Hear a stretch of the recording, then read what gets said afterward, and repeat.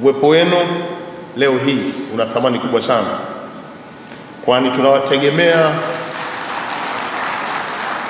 kwamba mtahakikisha mnazungumzia uimara wa sera yetu ya taifa ya utamaduni, lakini pia michezo na sanaa pamoja na habari.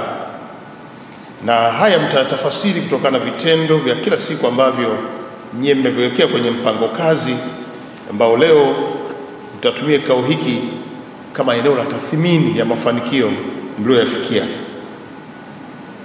Tukio hili ni la kitaifa na ni tukio kubwa nchini, na wote mnajua kuwa aliyetakiwa kuwa mgeni rasmi leo ni Mheshimiwa Dr. Samia Suluhu Hassan, Rais wa Jamhuri ya Muungano wa Tanzania, ndiye aliyepaswa kuwa mgeni rasmi.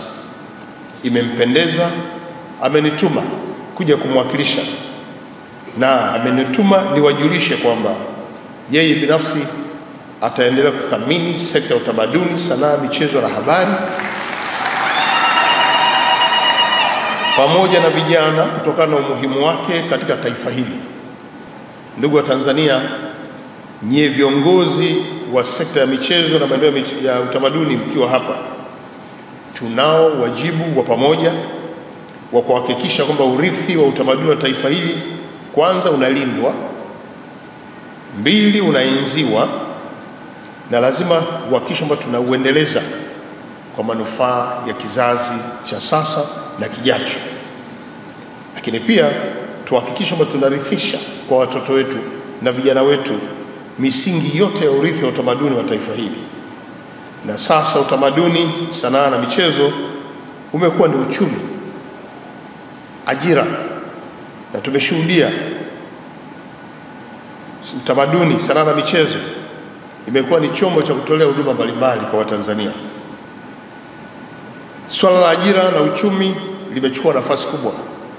Tumeona wale wote wanaoshiriki kwenye swala la utamaduni wanavyonufaika, wanaoshiriki kwenye sanaa wanavyonufaika, lakini wana michezo nao, michezo mbalimbali wananufaika sana. Mageuzi makubwa ya kisayansi ambayo sasa tunayo na teknolojia na uvumbuzi uliopo katika sayansi na teknolojia imewezesha kufanya dunia kukusanywa na kuwekwa sio tu kama kijiji kimoja, bali imekuwa kiganjani kwa sasa. Na hivyo mwingiliano wa tamaduni, mienendo na desturi mbalimbali umekuwa mkubwa na unaleta tishio kukandamiza utamaduni wetu kama hatuko makini kwenye eneo hili. Na kwa hiyo wizara, wakati wote mnapokutana maafisa wetu, lazima wakumbushwe kwamba mabadiliko ya sayansi ya teknolojia yana madhara makubwa pia kama tutayatumia visivyo, lakini yana manufaa makubwa kama tutatumia vilivyo.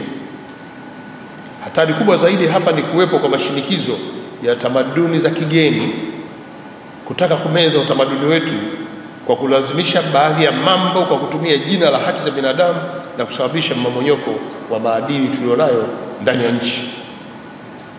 Nyie kama maafisa mnaosimamia sekta za utamaduni, sanaa na michezo, na hasa kwa vijana wetu ambao leo wanashuhudia mabadiliko ya kiteknolojia, mnao wajibu wa kuhakikisha kwamba utoaji elimu juu ya mwenendo wa maadili, tamaduni na mila za nchi yetu kwa zinaendelezwa. Mnayo nafasi ya kukemea mabadiliko yote ambayo yanaigwa yasiokuwa na maslahi katika nchi yetu. Kwa naomba mjitambue kwamba mnao wajibu huo, na taifa hili linawategemea katika kulinda utamaduni wetu, maadili yetu, mila zetu na desturi zetu za ndani ya nchi. Ndugu washiriki, kama taifa kamwe tusikubali kukumbatia tamaduni ambazo zinakwenda kinyume na maadili na ustaarabu wetu wa taifa hili. Tusikubali kabisa kwa watumwa wa tamaduni za kigeni ambazo zinadhalilisha utu wetu. Pamoja na umuhimu wa kujifunza mambo mazuri ya tamaduni nyingine, ni lazima kujitambua na kuwa na uwezo wa kuchuja nini cha kuchukua na nini tunapaswa kukiacha. Serikali ya awamu ya 4 chini ya Mheshimiwa Dr. Jakaya Mrisho Kikwete aliwahi kusema, akili za kuambiwa changanya na za kwako.